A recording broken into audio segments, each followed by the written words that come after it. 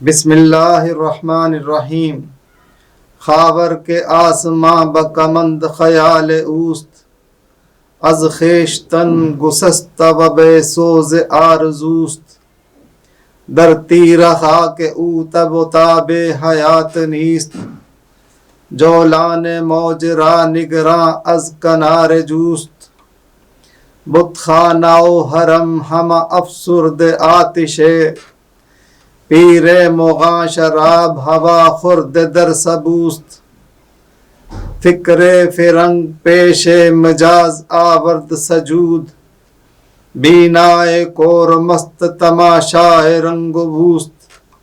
گردند طرز چرخ و ربائند طرز مرگ، از دست او بدامن ما چاک بے رفوست. خاکی نہاد خو ز سپہر کہن گرفت، عیار و بے مدار و کلاں کار و تو بتوست. مشرق خراب مغرب ازاں بیشتر خراب، عالم تمام مردہ و بے ذوق جستجوست. ساکی بیار بادہ و بزم شبان ساز، مارا خراب یک نگہ محرمان ساز. غزل نمبر 47 کے پہلے 3 اشعار میں شاعر نے مشرق یعنی ایشیا کی خرابیوں پر تنقید کی ہے کہ یہ لوگ ایک ذہین قوم ہونے کے باوجود شکست خوردگی کا شکار ہیں اور مغرب سے ابھرنے والے طوفان کے سامنے لاچاری کا مظاہرہ کر رہے ہیں. اگلے 3 اشعار میں شاعر کو مغربی علم و دانش کی نارسائی سے شکایت ہے، وہ اس کی مادہ پرستی سے شکوہ سنج ہے اور اسے مغرب کی بے رحم ملوکیت سے بھی کسی قسم کی کوئی خوش فہمی نہیں ہے. وہ استعمار پسند طاقتوں کے دل فریب وعدوں اور احترام انسانیت کے بلند بانگ دعووں سے بھی قطعاً مرغوب نہیں ہے. اس کی نظر میں کمزور اقوام کی حیثیت اس بے بس پرندے کی سی ہے جسے شہباز نے اپنے پنجے میں دبوچ رکھا ہو. اگر وہ اس سے رحم کی امید رکھے تو اسے جان لینا چاہیے کہ شہباز کے دل میں ایسے پرندے کے لیے کبھی ہمدردی یا رحم کے جذبات پیدا نہیں ہوا کرتے. 7ویں شعر میں مشرق و مغرب دونوں سے مایوسی کا اظہار کیا گیا ہے اور آخری شعر میں اللہ تعالیٰ سے مدد کی دعا کی گئی ہے. جناب، میں ہوں ایڈوکیٹ عابد شیروانی. اگر آپ کلام اقبال کے حقیقی قدردان ہیں تو اس چینل کو سبسکرائب کر کے گھنٹی کا بٹن دبا دیں تاکہ آپ سے کسی بھی شعر کی تشریح نہ چھوٹے. فیس بک پر شیئرنگ سے آپ اس کلام کا ابلاغ عام کر سکتے ہیں. خاور کے آسماں بکمند خیال اوست، از خویشتن گسستہ و بے سوز آرزوست. مشرق کہ جس کے فکر کی کمند کی زد میں آسمان ہے، اپنے آپ سے کٹا ہوا اور امید کی تڑپ سے خالی ہے. علامہ اقبال کے نزدیک مشرق وہ سرزمین ہے کہ جہاں کے لوگوں کا فکر زمینی حقائق اور آسمانی ہدایت دونوں سے جڑا ہوا ہے. اسی کے سبب یہ وہ خطہ ہے کہ جس کے فکر کی کمند میں کون و مکان کا احاطہ کرنے کی بھرپور صلاحیت ہے. اس خطے کے بارے میں علامہ صاحب کا ایک خوبصورت گیت ملاحظہ ہو. چشتی نے جس زمین میں پیغام حق سنایا، نانک نے جس چمن میں وحدت کا گیت گایا، تاتاریوں نے جس کو اپنا وطن بنایا، جس نے حجازیوں سے دشت عرب چھڑایا.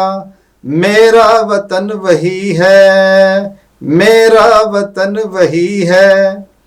یونانیوں کو جس نے حیران کر دیا تھا، سارے جہاں کو جس نے علم و ہنر دیا تھا، مٹی کو جس کی حق نے زر کا اثر دیا تھا، ترکوں کا جس نے دامن ہیروں سے بھر دیا تھا.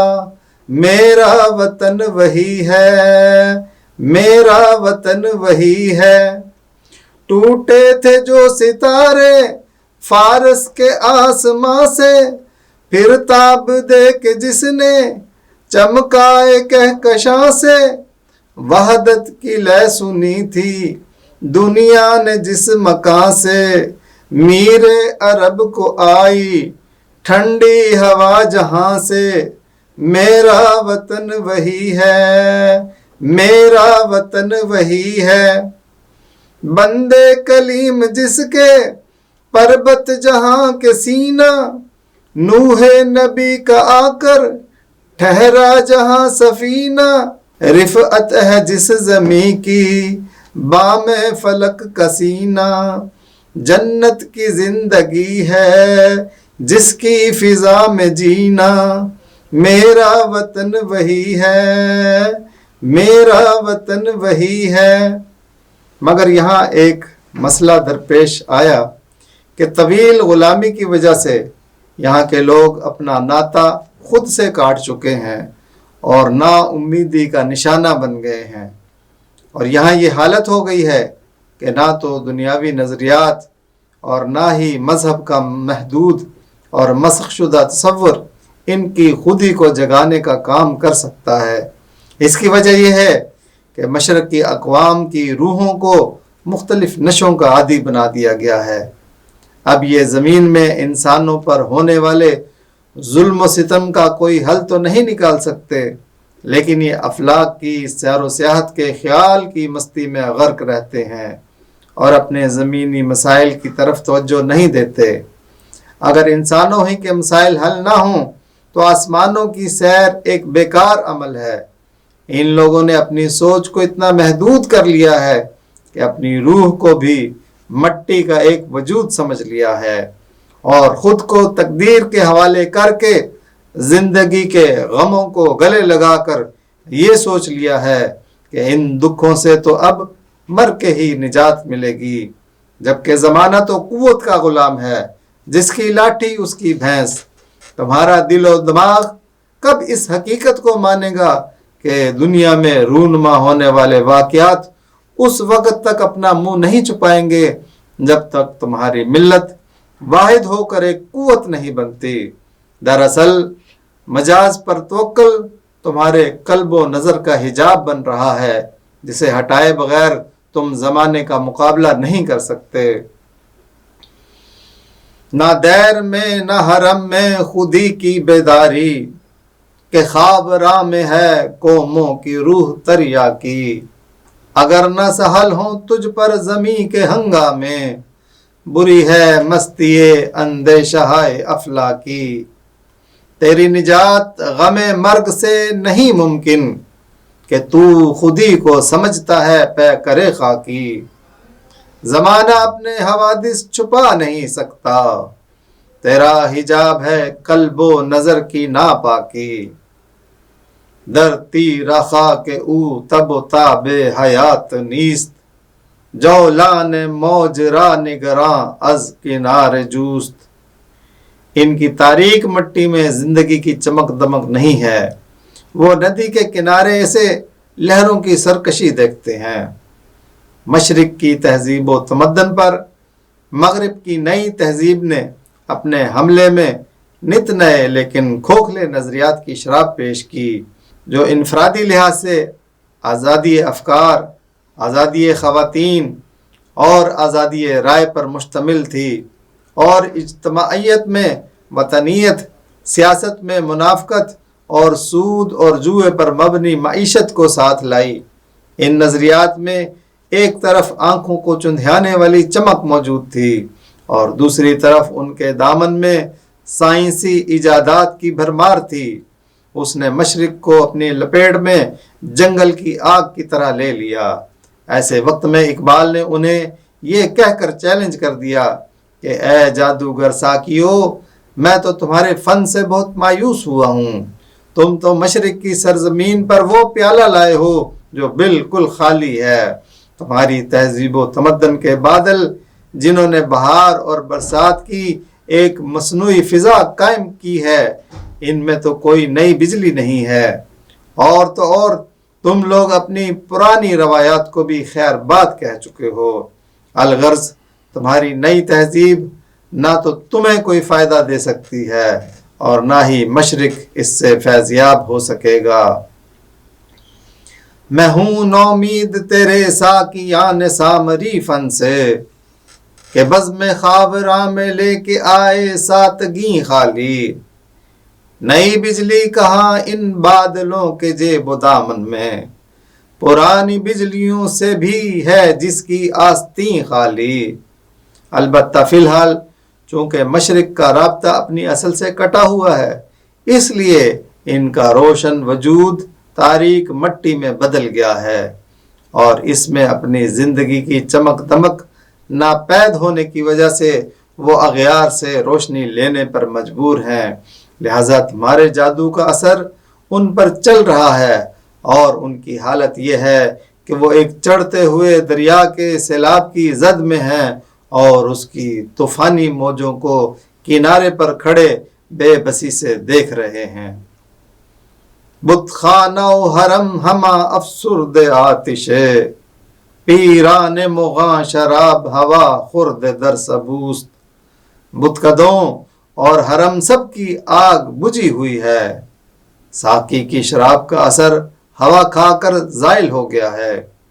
ضرورت تو اس بات کی تھی کہ مغربی تہذیب کی یلغار کے سامنے ایشیا کے اہل فکر و دانش اور مذہبی علماء بند باندھ کر کھڑے ہو جاتے، مگر افسوس کہ یہاں کے فکر و فلسفے اور علم و عرفان کی بھٹیوں کی آگ ٹھنڈی پڑ گئی، اور یہاں کے ساقی کی شراب کا برتن ہوا میں کھلا پڑا رہا۔ اس وجہ سے یہاں کی شراب اپنی تاثیر کھو چکی ہے، جسے پی کر انہیں کوئی سکون نہیں ملتا، اور اب یہ خود بھی مغربی تہذیب کے نظریات کی شراب سے بدمست ہو کر اسی کے سیلاب میں بہہ گئے ہیں۔ یہاں کسی وقت تصوف کی وہ شان تھی کہ اس میں انسان ذکر کی قوت سے ہر وقت اللہ تعالیٰ سے رابطے میں رہتا تھا، اور فکر کی طاقت سے کائنات کو مسخر کر سکتا تھا، مگر اب صوفی کی طریقت تزکیہ و تربیت سے تہی ہو کر صرف حال کی مستی تک محدود ہو گئی ہے۔ ان کا تصوف جدید سائنس و علوم کے سامنے آنکھیں چرا رہا ہے۔ ایک وقت یہاں کے علماء اس صلاحیت کے حامل تھے کہ دنیا کے مشکل ترین مسائل کا حل پیش کرنے کی اہلیت رکھتے تھے، مگر آج مغربی تہذیب کے مقابلے میں یہ محض زبانی جمع خرچ کے سوا کچھ نہ کر سکے، اور دنیا کو درپیش حکومت و سیاست کے مسائل کو سلجھا نہ سکے۔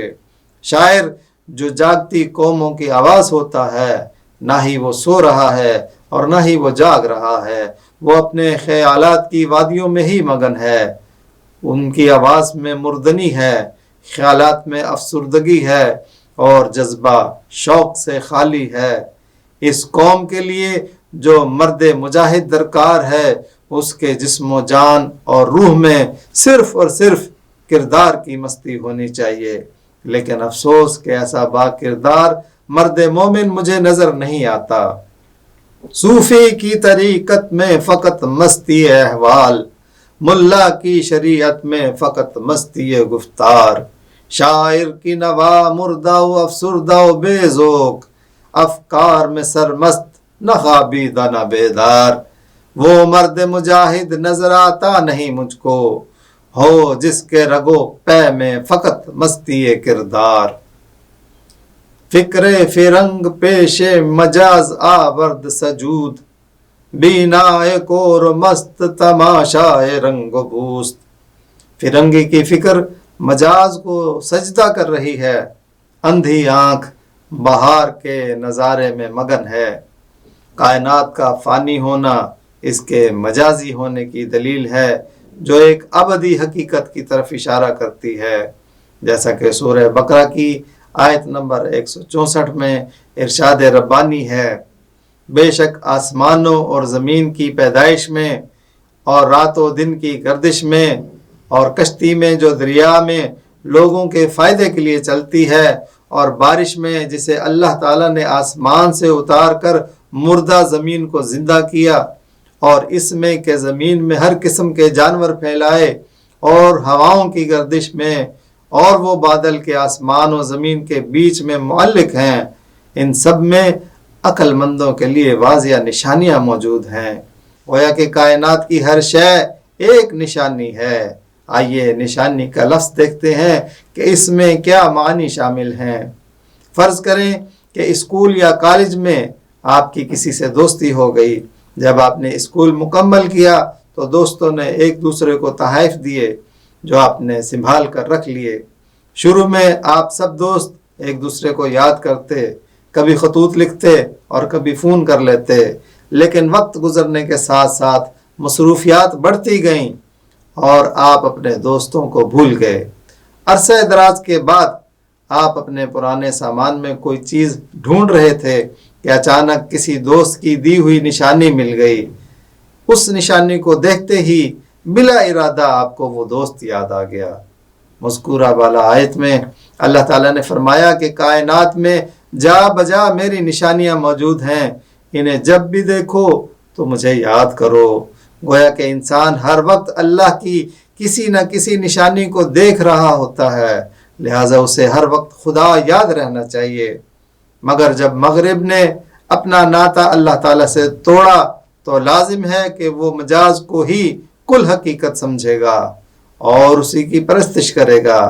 لہٰذا اس تہذیب نے اسے خدا پرست نہ رہنے دیا اور اس کے برعکس وطن پرست، مال و زر پرست، جاہ پرست، ہوس پرست، شہوت پرست، شہرت پرست، خود پرست، حسن پرست، شکم پرست، عیش پرست، قوم پرست، لذت پرست، نسل پرست، دنیا پرست اور مادہ پرست وغیرہ وغیرہ بنا دیا، اور انہیں آسمان و زمین کی تخلیق میں، آسمان کی بلندی میں، اس میں چمکتے ہوئے ستاروں میں، سورج چاند میں اللہ تعالیٰ کی قدرت کی نشانیاں نظر نہیں آئیں۔ یوں ہی زمین اور اس کی وسعت، اس میں موجود پہاڑ، معدنیات، جواہرات، اس میں رواں سمندر، دریا، چشمے، اس سے اگنے والے درخت، سبزہ، پھل، پھول، نباتات، شب و روز کا آنا جانا، رات دن کا چھوٹا بڑا ہونا، سمندر میں بھاری بوجھ کے باوجود کشتیوں اور جہازوں کا تیرنا، لوگوں کا اس پر سوار ہونا، سمندری عجائبات، ہواؤں کا چلنا، سمندر کے ذریعے مشرق و مغرب میں تجارت کرنا، سمندر سے بخارات کا اٹھنا، بارش کی صورت میں برسنا، بارش سے مردہ زمین کا سرسبز و شاداب ہو جانا، اس پانی اور اس کے ثمرات سے زندگی میں باغ و بہار آنا، زمین میں کروڑوں قسم کے حیوانات کا ہونا، ہواؤں کی گردش، ان کے خواص و عجائبات، ان تمام چیزوں سے اللہ کا علم و حکمت اور اس کی قدرت و وحدانیت دکھائی نہ دی۔ کائنات میں موجود ہر چیز پر اس نے غور و فکر کیا، تجربات کیے، انہیں اپنے مقصد کے لیے استعمال کیا، مگر قدرت الہی کی سمجھ نہ آئی۔ کسی زمانے میں آنکھ کو دیکھنے کا ایک آلہ سمجھا جاتا تھا، اور علمی ترقی کے ساتھ ساتھ آنکھ کے ایسے ایسے ظاہری، باطنی اور جسمانی عجائبات سامنے آ رہے ہیں کہ اب صرف آنکھ سے متعلقہ علوم کی بہت سی اقسام ہیں، اور لاکھوں لوگ اس علم کے ماہر ہونے کے باوجود یہ دعویٰ نہیں کر سکتے کہ ہم نے آنکھ کے متعلق ہر چیز کا علم حاصل کر لیا ہے۔ یہ ذرا سی آنکھ جس کے بارے میں اتنا گہرا علم رکھنے کے باوجود اس کی حقیقت کو نہ جانا جا سکا، بھلا یہ آنکھ اللہ کی نشانیوں کو دیکھ کر اللہ کو سمجھنے کی صلاحیت رکھ سکتی ہے؟ بالکل نہیں۔ اللہ کو دیکھنے کے لیے تو وجدان کی آنکھ چاہیے، جس کے یہ لوگ منکر ہیں۔ لہٰذا اس آنکھ سے کائنات میں اللہ کو تلاش کرنا ممکن ہی نہیں۔ اس اندھی آنکھ سے کائنات کی بہار تو دیکھی جا سکتی ہے، مگر اس کائنات کی ہر شے جس ہستی کی نشانی ہے اسے دیکھنے کے لیے قلب و وجدان کی آنکھ درکار ہے، جو مغرب نے سوچ سمجھ کر بند کر رکھی ہے۔ گردن دا طرز چرخ و ربائن دا طرز مرگ، از دست او بدامن ما چاک بے رفوست۔ آسمان سے تیز تر گھومنے والے اور موت سے بڑے لٹیرے ہیں، ان کے ہاتھوں ہمارے دامن میں لگنے والا چاک قابل رفو نہیں ہے۔ شاعری میں آسمان کی گردش کو مصائب اور آفات کے نزول کی علامت کے طور پر استعمال کیا جاتا ہے، اور موت کے معنی ہے کہ کسی شخص سے اس کا مال و متاع، عزیز و اقارب اور اس کی زندگی لوٹ لینا۔ اس شعر میں شاعر کا کہنا یہ ہے کہ فرنگی نے جب ایشیا میں قدم رکھا تو وہ یہاں آسمان کی گردش سے بڑھ کر آیا اور ہمیں آفات و بلیات کی طرح گھیر لیا، اور وہ موت سے بڑھ کر لٹیرا ثابت ہوا جس نے ہماری اخلاقیات، تہذیب و تمدن، روایات اور اقدار کو چھین کر ہمیں روحانی موت کی نیند سلا دیا۔ اس نے ہمارے دامن کو ایسے پھاڑ دیا کہ وہ رفو کر کے سینے اور دوبارہ استعمال کرنے کے قابل بھی نہ رہا۔ گویا کہ انگریز نے ہمارے عقائد، رسم و رواج، عبادات، معاشرت، معیشت اور سیاست پر ڈاکہ ڈال کر اسے تباہ و برباد کر دیا، اور ایسا ناقابل تلافی نقصان پہنچایا ہے کہ جس کی اثر نو بحالی تقریباً ناممکن ہے۔ خاکی نہاد و خوز سپہرے کوہن گرفت، ایار و بے مدار و کلاں کار و تو بتوست۔ وہ مٹی سے بنے ہیں مگر ظالم آسمان سے پکڑنے کی عادت لی ہے۔ مکار، وعدہ خلاف، ہوشیار و چلاک اور دغا باز ہے۔ اس شعر میں علامہ صاحب نے فرنگی فطرت کو مزید واضح کر کے اپنی قوم کو اس کے شر سے آگاہ کیا ہے کہ اس قوم نے خاکی ہونے کے باوجود آسمان سے قہر بن کر نازل ہونے کی عادت اپنائی ہے، اور اپنے غض و غضب کا اظہار برملا نہیں کرتے، بظاہر تجارت اور مذہب کا لبادہ اوڑھ کر آتے ہیں، اور ان کے باطن میں مکاری، وعدہ خلافی، ہوشیاری و چلاکی اور منافقت ہوتی ہے۔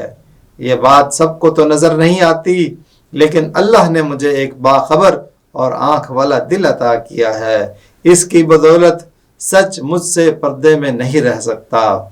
میرے تجزیے کے مطابق انگریز کی سیاست بے دین اور چنگیزیت سے بھرپور ہے۔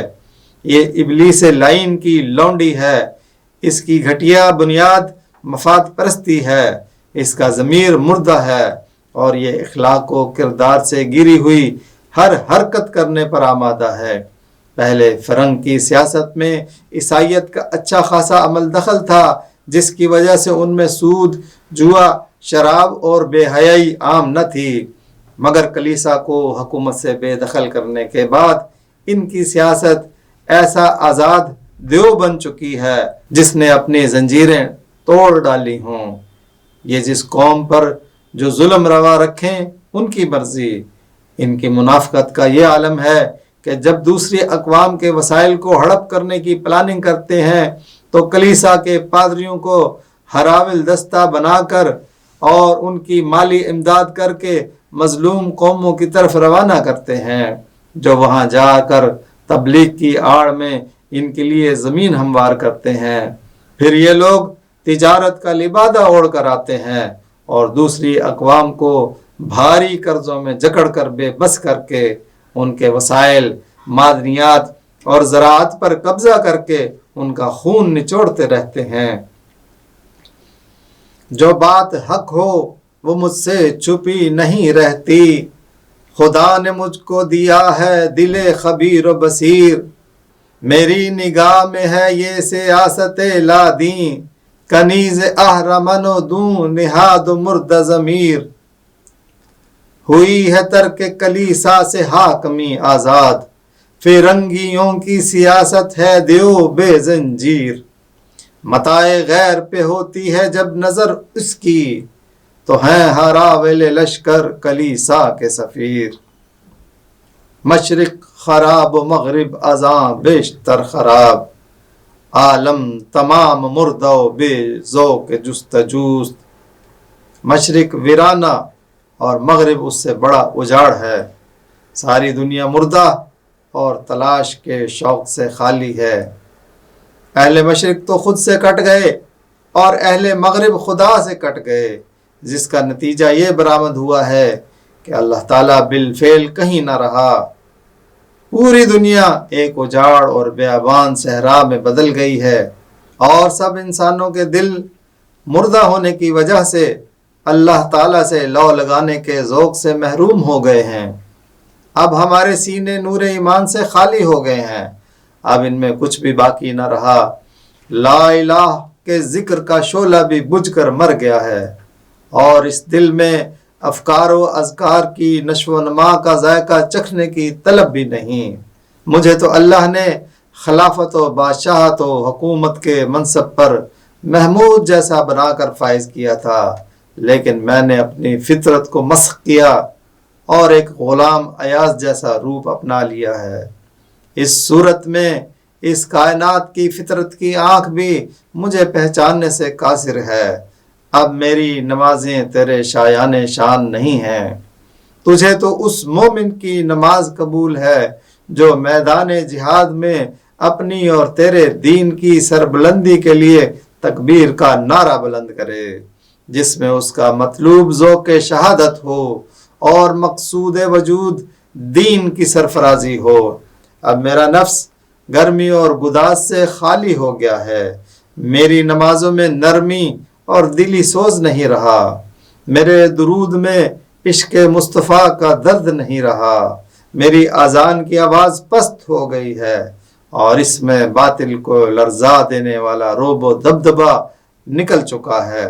اے اللہ، کیا تجھے ایسے مسلمانوں کا سجدہ پسند آتا ہے میرے سینہ بے نور میں اب کیا باقی، لا الہ مردہ و افسردہ و بے ذوق نمود، چشم فطرت بھی نہ پہچان سکے گی مجھ کو کہ ایازی سے دیگر گوں ہے مقام محمود۔ ہے تیری شان کے شایاں اسی مومن کی نماز جس کی تکبیر میں ہو مارکہ بود و نبود۔ اب کہاں میرے نفس میں وہ حرارت وہ گداز، بے تب و تاب دروں میری صلاۃ اور درود۔ ہے میری بانگ اذاں میں نہ بلندی نہ شکوہ، کیا گوارا ہے تجھے ایسے مسلمان کا سجود۔ اگر ان مسلمانوں کا سجدہ تجھے پسند ہی نہیں ہے تو کیوں نہ ایک کام کریں، ساکی بیار باد و بزم شبان ساز، مارا خراب یک نگ مہرمان ساز۔ ایسا کہ شراب لا اور رات کی محفل سجا دے، ایک رازدارانہ نظر سے ہمیں مست بنا دے۔ اے اللہ، رات کے پچھلے اوقات میں تہجد کے وقت جاگ کر ہمیں شراب توحید پینے کی توفیق دے اور اپنے پیارے نبی صلی اللہ علیہ وآلہ وسلم کے فیضان سے ہمیں اپنا نائب بننے کے رازوں کی سمجھ عطا فرما دے اور ہمیں اسی جد و جہد کرنے کی دیوانگی عنایت فرما دے، آمین۔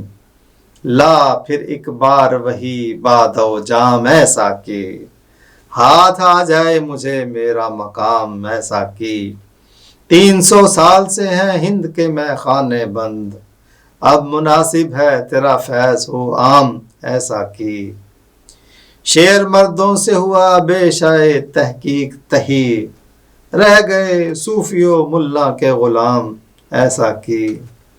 عشق کی تیغ جگر دار اڑا لی کس نے، علم کے ہاتھ میں خالی ہے نیام ایسا کی۔